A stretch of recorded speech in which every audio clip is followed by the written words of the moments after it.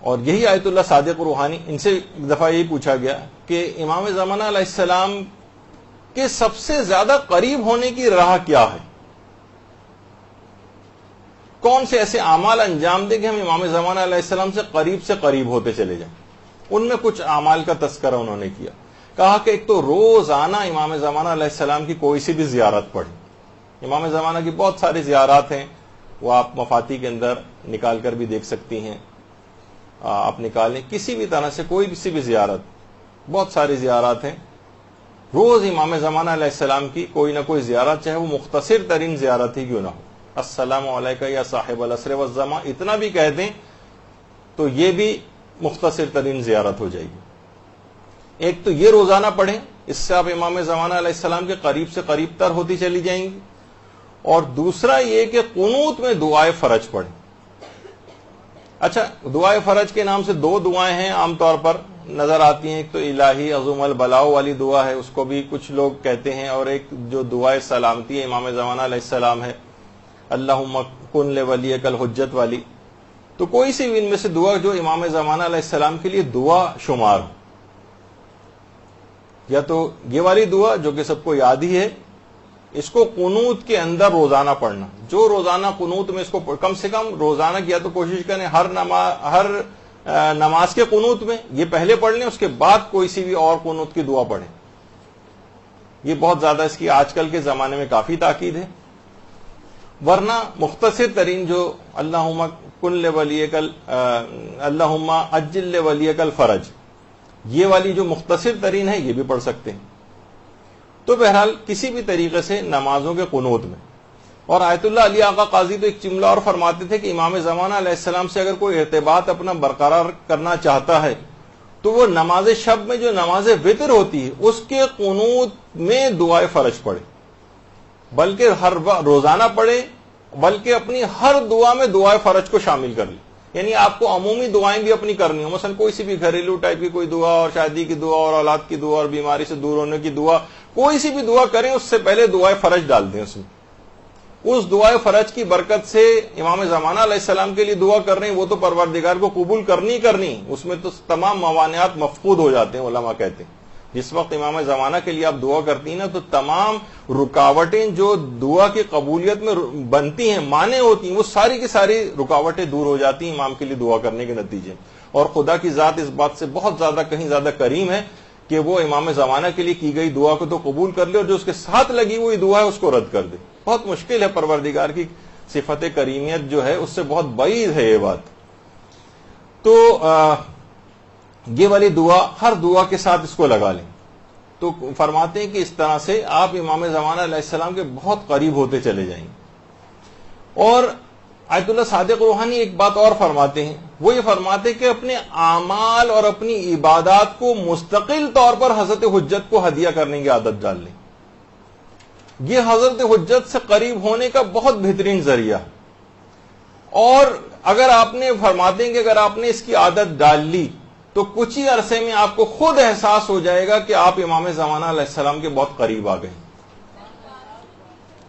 اپنے اعمال کو، جو بھی آپ اعمال انجام دیتی ہیں نیک اعمال، مثلا آپ نے نماز پڑھی، امام زمانہ کو ہدیہ کر دیا اس کا ثواب. آپ نے روزہ رکھا، چاہے واجب روزہ رکھا چاہے مستحب روزہ رکھا، امام زمانہ علیہ السلام کو ہدیہ کر دی. اور نیت یہ رکھیں کہ مثلا یہ جو میں ہدیہ کر رہے ہوں یہ امام زمانہ علیہ السلام، یا اس میں 4 معصومین کو بھی آپ ایڈ کر لیں، شہداء کربلا کو بھی ایڈ کر لیں، اور کہیں کہ نیت دل میں یہ ہو کہ میں ان کو ثواب ہدیہ کر رہی ہوں، اور ان کو ہدیہ کرنے کا بھی جو ثواب ہے، یعنی یہ جو ثواب ہدیہ ان کو کیا، اس میں ان کی بارگاہ سے جو ثواب اور فائدے مجھے ملیں گے وہ میں اس کو تمام کائنات کے شیعوں کے اوپر، اپنے مرحوم رشتہ داروں پر، سب کے اوپر میں اس کو تقسیم کرتی ہوں. اللہم صلی علی محمد.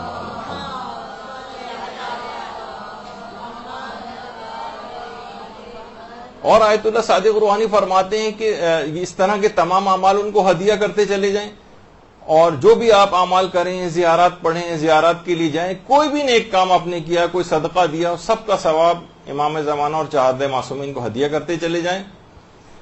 اور خاص طور پر تلاوت قرآن کا ثواب حضرت حجت کو ضرور ہدیہ کریں.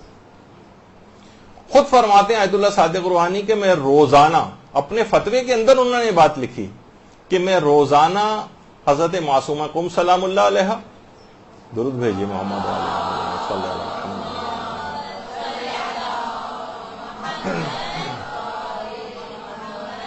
اور امام رضا علیہ الصلوۃ والسلام اللہم صلی علی محمد.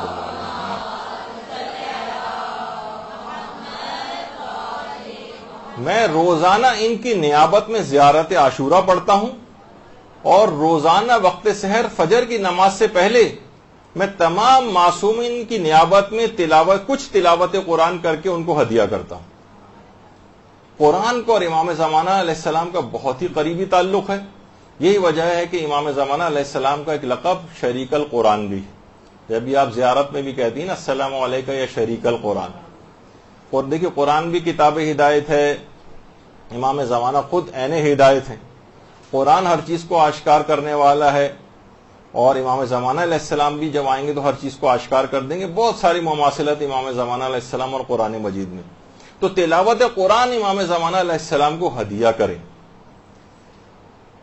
اور دیکھیے آپ خود سوچیں کہ ہم جب کسی کو ہدیہ کرتے ہیں نا تو خود مثلا آپ اپنے کسی مرحوم رشتہ دار کو ہدیہ کریں تو خود اس ہدیہ کرنے کے بعد بہت سے لوگ یہ سمجھتے ہیں کہ شاید ہمارا ثواب ختم ہو جاتا ہے ہدیہ کرنے سے اور اس کے پاس چلا جاتا ہے. آپ کا ثواب دگنا ہو جاتا ہے, بلکہ 10 گنا ہو جاتا ہے, بلکہ نہ جانے کتنے گنا ہو جاتا ہے دوسروں کو ہدیہ کرنے سے. تو علماء فرماتے ہیں سوچیے کہ جب آپ عام شخص کو جب ہدیہ کر رہے ہیں ثواب اس کے اجر و ثواب کی کوئی انتہا نہیں, تو امام زمانہ علیہ السلام کو اگر ہدیہ کریں اس کی تو کوئی تصور میں نہیں لا سکتا کہ کتنا اس کو جو ہے اس کا ثواب ملے گا.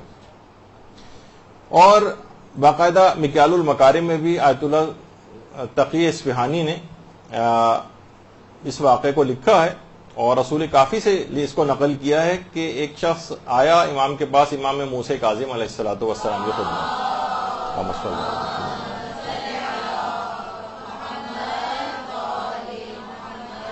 کہا کہ مولا میں ہر ایک پورا قرآن ختم کر کے ایک معصوم کے نام ہدیہ کرتا ہوں, 14 معصومین کے لیے 14 قرآن, تو اس کا کیا ثواب ہے؟ امام نے فرمایا تم قیامت میں ان ہستیوں کے ساتھ رہو گے. کہنے لگا مولا حیران لگا اتنا زیادہ ثواب. اگر تصور میں لے کر آئیں کہ افضل ترین ہستیوں کے ساتھ کسی کو جنت میں رہائش نصیب ہو جائے, ہر وقت وہ ان کے پڑوس میں رہیں. کہا کہ مولا اتنا زیادہ ثواب. امام موسیٰ کاظم علیہ السلام نے روایت میں 3 مرتبہ فرمایا ہاں ہاں ہاں ان کے ساتھ تم جو ہے جنت میں رہو گے. تو جب یہ علماء فرماتے ہیں کہ روزانہ کی بنیاد پر تلاوت قرآن کچھ نہ کچھ جو بھی آپ سے ہو سکے. شعبان میں تو ویسے بھی بہت زیادہ تلاوت قرآن کی تاکید ہے, دستور العمل وغیرہ کے اندر علماء نے بتایا. بہت سے علماء تو ایک پارہ روزانہ کم سے کم صرف شعبان کے مہینے میں ہی ریکمینڈ کرتے ہیں کہ پڑھنا چاہیے, اور رمضان میں تو لوگ ماشاءاللہ سے ویسا قرآن ختم کرتے ہی ہیں.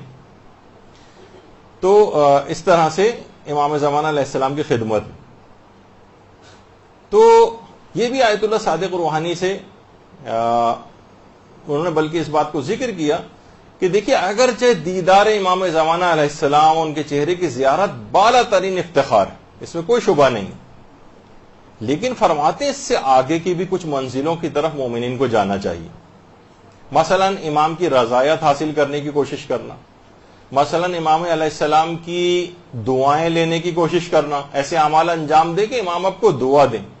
امام زمانہ علیہ السلام کی الطاف اور عنایات کو حاصل کرنے کی کوشش کرنا, اس کی فکر کرنی چاہیے. اور فرماتے ہیں اس کے لیے لازمی شرط ہے کہ انسان اپنے نفس کو پاکیزہ بنائے, اخلاق حسنہ سے اپنے آپ کو آراستہ کرے. اس کے بغیر اس راہ کو حاصل کرنا بہت مشکل ہے. برحمتك يا أرحم الراحمين وصلى الله على محمد وآله